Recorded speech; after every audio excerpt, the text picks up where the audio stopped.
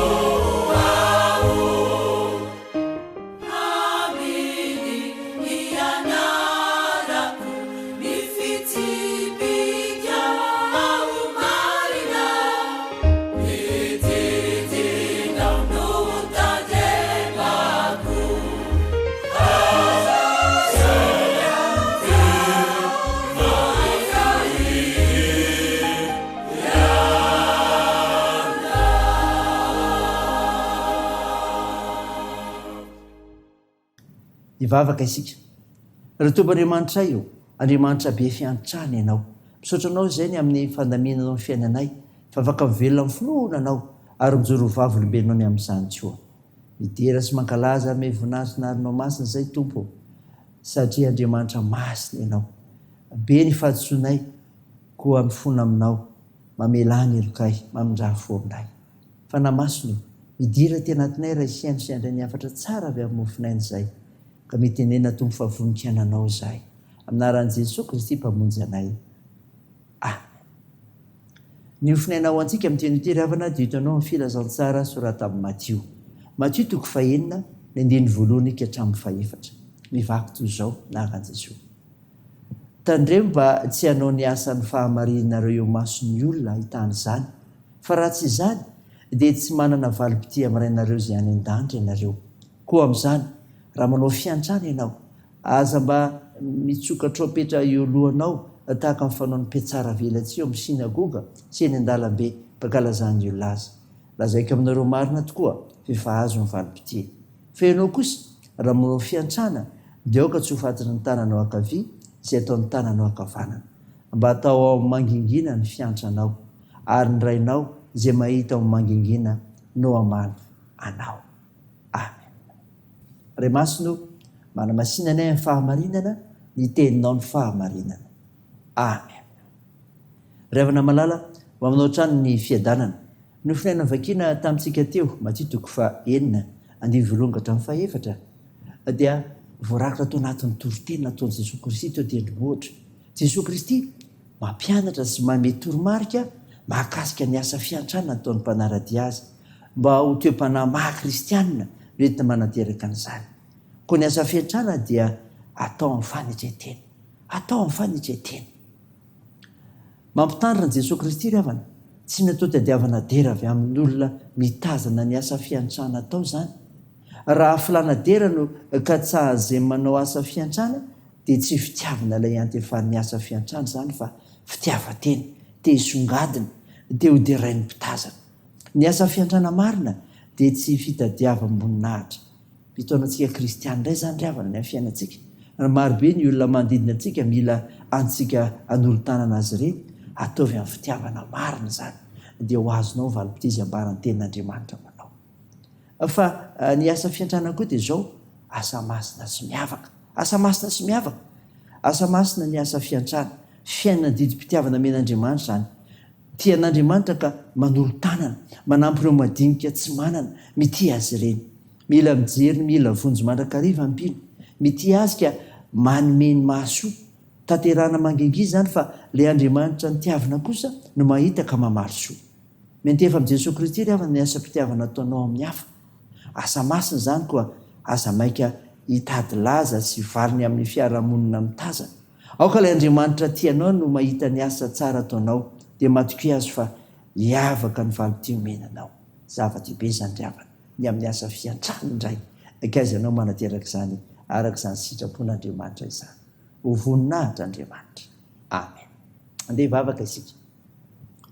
Andriamanitra, misaotra ny amin'ny ofinainany menao anay izay nilazany Jesosy tao amin'ny toriteny nataony tao tendrombohitra, mananatra ny amin'ny asa fiantrana izay tokony atao amin'ny fanetretena, satria asa masina sy miavaka izany.